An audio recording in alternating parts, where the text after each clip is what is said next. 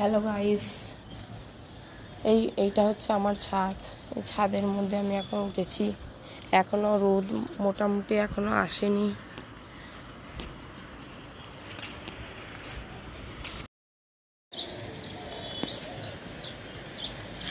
এই আমাদের সামনে মন্দির, মাঠ, জায়গা রাখার জন্য।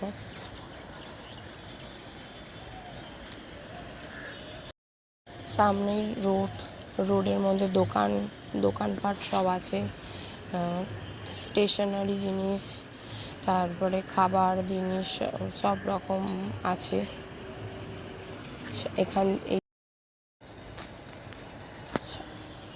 এবার আমি আমাদের ছাদটা পুরোটা দেখাচ্ছি। যে আমাদের ছাদ, আমাদের গাছ, ওইটা হচ্ছে স্কুল। ওই যে স্কুল দেখা গাইস, আমাদের খুব বড় ছাদ।